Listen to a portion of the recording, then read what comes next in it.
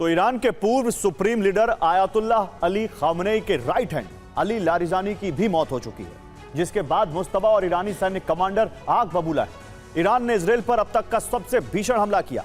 एक रात में तेल अवीव पर हजारों क्लस्टर बम दागे गए, जिसमें इजराइल में भीषण तबाही हुई है। इस बीच समंदर के फ्रंट पर नेतन्याहू को बड़ा झटका लगा है। अमेरिकी नेवी ने यूएसएस जेराल्ड फोर्ड को ईरान जंग से वापस बुला लिया है, जो इस युद्ध में अमेरिका का सबसे बड़ा यू टर्न माना जा रहा है। ईरान ने तेल अवीव, रमत गन, अफुला, नेगेव, हेब्रॉन और कफ्र कासिम पर सबसे ज्यादा मिसाइलें दागी। तेल अवीव में रेलवे स्टेशन को जबरदस्त नुकसान पहुंचा है, वहीं बाकी शहरों में कई अपार्टमेंट तबाह हो गए, साथ ही कई वाहनों में भी आग लग गई। और इजराइल की सुरक्षा के लिए 4 लेयर का डिफेंस सिस्टम मौजूद है। पहली लेयर में थाड और पेट्रियट, दूसरी में आयरन डोम, तीसरी लेयर में डेविड स्लिंग, जबकि चौथी लेयर में एरो डिफेंस सिस्टम मौजूद है। लेकिन इसके बाद भी ईरान के क्लस्टर अटैक को रोकना मुश्किल हो रहा है, जिसकी वजह इनकी बड़ी संख्या है। दरअसल ईरान की एक बैलिस्टिक मिसाइल 5 किलो के करीब 20 से 40 क्लस्टर बम लेकर जा सकती है, जिन्हें मिसाइल के वॉरहेड में फिट किया जाता है। बैलिस्टिक मिसाइल क्लस्टर बमों के साथ ईरान से लॉन्च होकर इजराइल के आसमान में पहुंचती है, जिसके बाद वॉरहेड के अगले हिस्से में ब्लास्ट होता है, जिससे सभी क्लस्टर बम वॉरहेड से बाहर निकल आते हैं और एक बड़े गुच्छे में आगे बढ़ते हैं। बड़ी संख्या होने की वजह से एक साथ इंटरसेप्टर से कई मिसाइलें निकलती हैं, लेकिन ये सभी क्लस्टर बमों को रोकने के लिए काफी नहीं होती। कुछ बम हवा में नष्ट हो जाते हैं। दरअसल एक खुर्रम शहर मिसाइल अपने साथ 80 क्लस्टर बम लेकर जाने में सक्षम है, जबकि ईरान की बाकी बैलिस्टिक मिसाइलें एक बार में 20 से 40 क्लस्टर बम ही लेकर जा सकती हैं।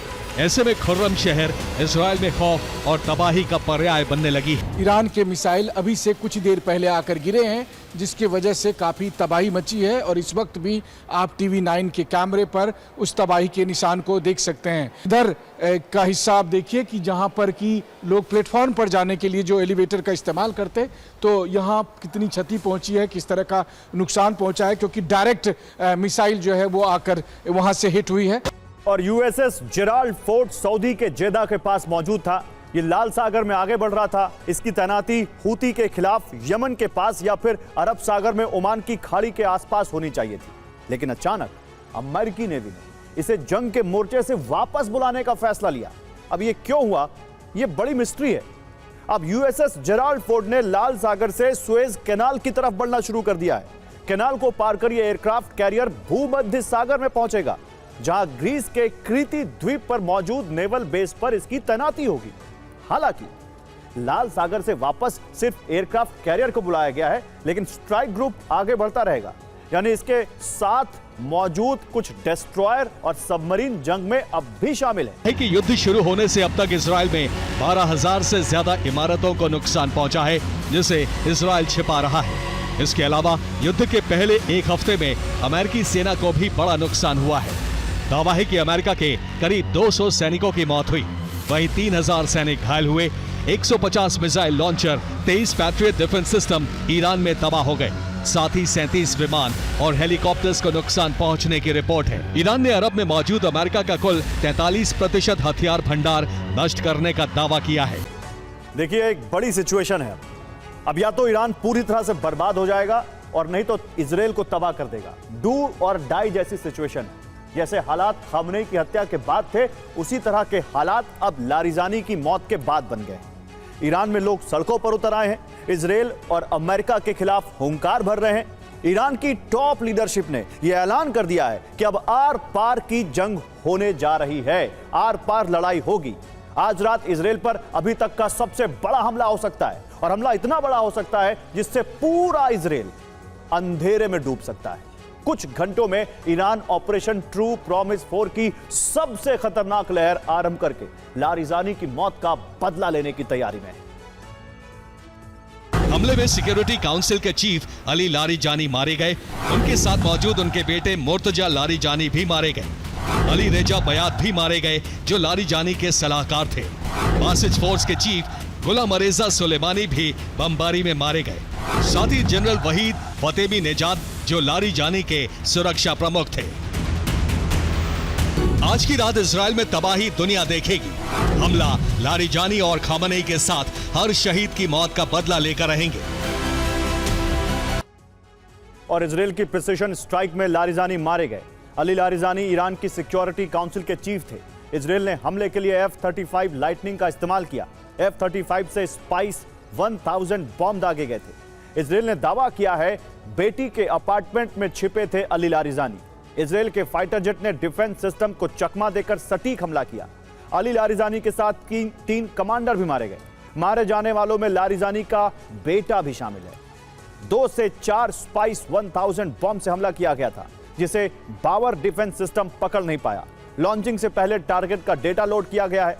स्पाइस 1000 का कैमरा लाइव इमेज लेकर लोड डेटा से मैचिंग करता है और इसके बाद 3 मीटर से भी कम दूरी में हमला करता है, यानी एरर की संभावना बहुत कम है। स्पाइस 1000 गाइडेड सिस्टम से लैस होता है। 450 किलो विस्फोट से दुश्मन के खेमे में तबाही मचा सकता है। अभी लारिजानी के बाद इजराइल के टारगेट पर मुज्तबा खामनेई हैं, जो ईरान के सुप्रीम लीडर हैं। दूसरे नंबर पर सईद जलीली हैं, राष्ट्रीय सुरक्षा और डिप्लोमेसी का अहम चेहरा।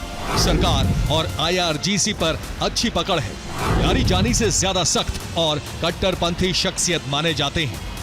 तीसरे नंबर पर महमूद अहमदीनेजाद हैं, जो पूर्व राष्ट्रपति रह चुके हैं। सरकार और IRGC में गहरी पैठ है।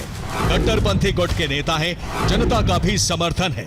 हाल ही में अमेरिका के हमले में बाल बाल बचे हैं। चौथा टारगेट मोहम्मद बघेर कालीबाफ, जो ईरानी संसद के स्पीकर हैं। कट्टरपंथी गुट के नेता माने जाते हैं। यूएस इजराइल को लेकर काफी सख्त हैं। पांचवा टारगेट मसूद पज़ेश्कियान, जो ईरान के राष्ट्रपति हैं, उदारवादी गुट के माने जाते हैं। मुज्तबा के करीबी हैं। इजराइल के पावर प्लांट पर ड्रोन और मिसाइल अटैक कर सकता है ईरान, जिससे इजराइल अंधेरे में डूब जाए। पहला टारगेट ओरोत राबिन प्लांट है, जिसकी क्षमता करीब 2600 मेगावाट है। दूसरे नंबर पर रूटेनबर्ग आता है, जिसकी क्षमता 2250 मेगावाट है। इसके बाद एशकोल का नंबर आता है, उसकी क्षमता करीब 1700 मेगावाट है।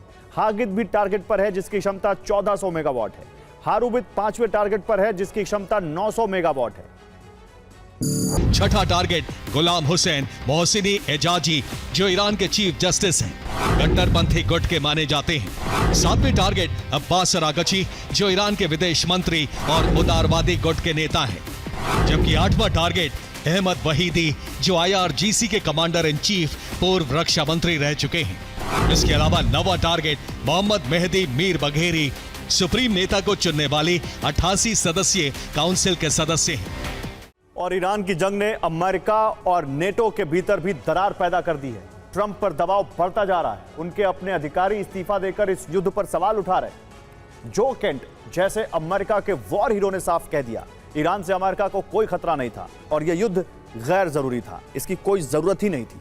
ट्रंप के साथी जॉन बोल्टन भी कह रहे हैं कि ट्रंप इस जंग में फंस गए हैं और निकलने का कोई साफ रास्ता नहीं दिख रहा। यूरोप के देश भी ट्रंप से किनारा कर रहे हैं। यूरोपीय यूनियन का कहना है कि इस जंग से सिर्फ रूस को फायदा हुआ है। ट्रंप को सबसे बड़ा झटका तब लगा जब नेशनल काउंटर टेररिज्म सेंटर के प्रमुख जो केंट ने अपने पद से इस्तीफा दे दिया। ये सिर्फ एक इस्तीफा नहीं था, बल्कि उस नीति के खिलाफ खुला विरोध था जिसके तहत अमेरिका इस युद्ध में उतरा। मैं ईरान के खिलाफ शुरू किए गए युद्ध के खिलाफ हूं। इस युद्ध की अमेरिका को कोई जरूरत नहीं थी। ईरान अमेरिका के लिए कोई सीधा खतरा नहीं था। ये युद्ध इजराइल और उसकी लॉबी के दबाव में शुरू किया गया।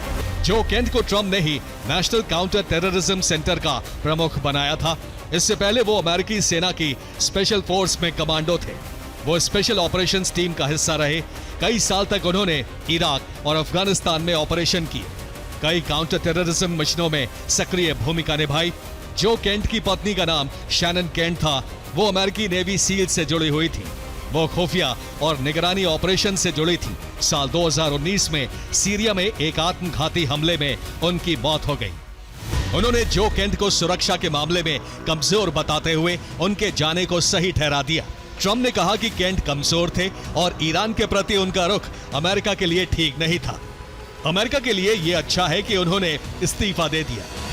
बोल्टन का मानना है कि ट्रंप इस युद्ध में फंस गए हैं और उनके पास इससे बाहर निकलने का कोई साफ रास्ता नहीं है। बोल्टन ने कहा कि ट्रंप इजराइल के दबाव में हैं और वो उनकी जंग लड़ रहे हैं। और ट्रंप अरब युद्ध में फंस गए। सेनेटर जॉन बोल्टन साफ कह रहे हैं कि ट्रंप दबाव में है और उनके पास इस जंग से बाहर निकलने का कोई साफ रास्ता नहीं है, कोई रोड मैप नहीं।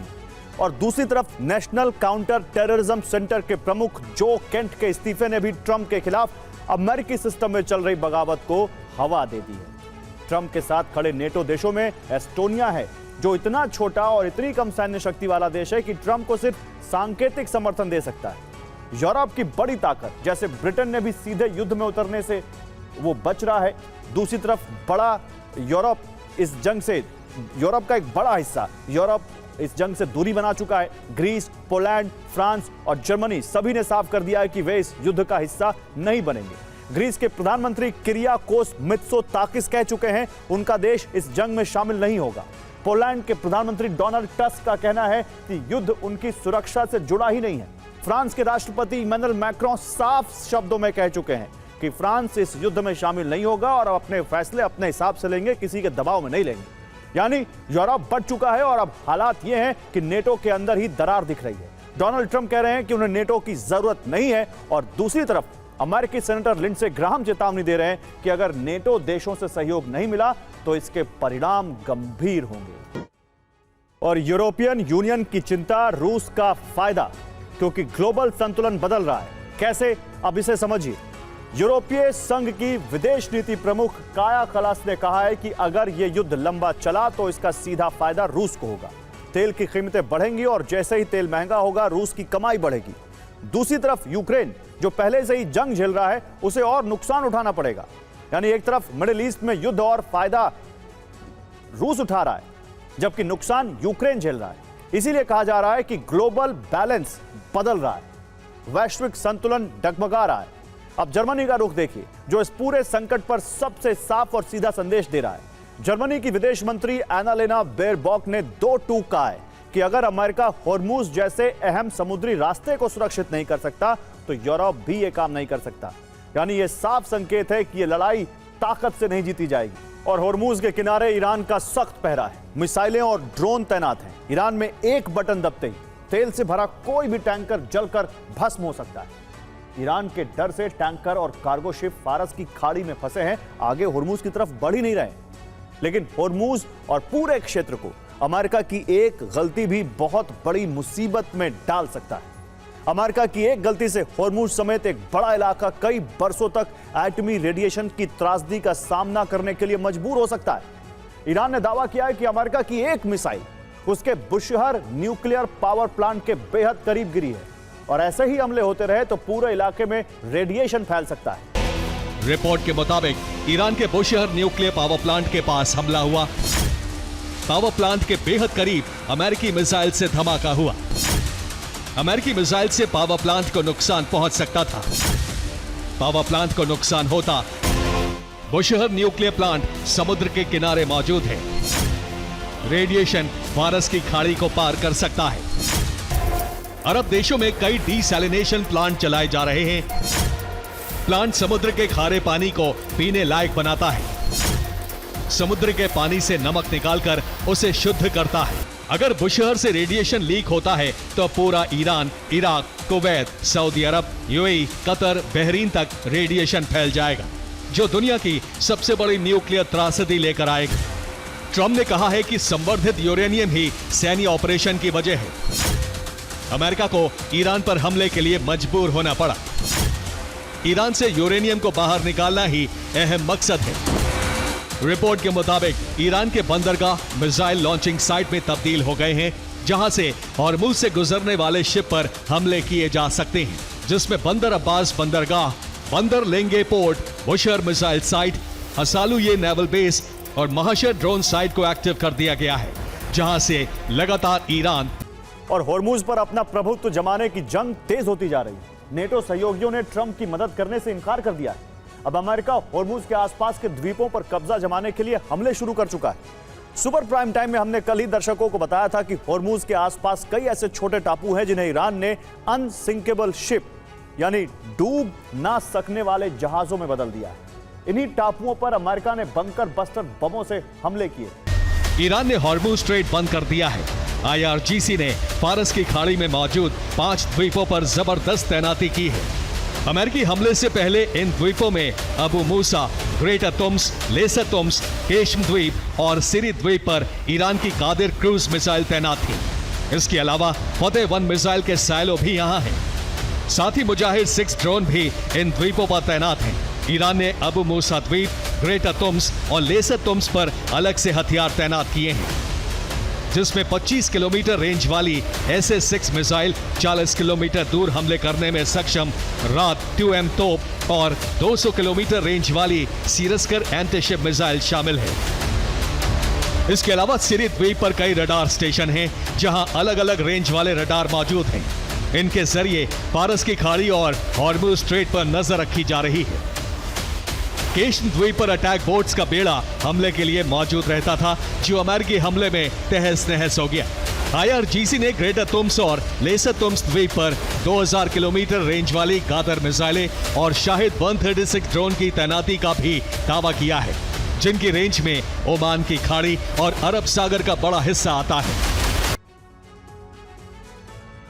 तो ईरान को लेकर ट्रंप और बेंजामिन नेतन्याहू के सारे दावे फेल साबित हो रहे हैं। ईरान की मिसाइलें करीब करीब खत्म होने का दावा भी सही साबित नहीं हुआ, क्योंकि ईरान के हमलों का दायरा और तीव्रता लगातार बढ़ रही है। ऐसे में पेंटागन और मोसाद के होश उड़े हुए हैं, क्योंकि युद्ध लंबा खिंचा तो अमेरिका के साथ अरब देशों को भी बड़ा आर्थिक नुकसान झेलना पड़ेगा। इजराइल का दावा है कि ईरान के पास 3000 मिसाइलें थी, जो पिछले साल जून में 12 दिनों के युद्ध के बाद घटकर 2500 रह गई थी, जबकि इजराइल ने ईरान के 440 लॉन्चर में से 290 को ध्वस्त कर दिया है।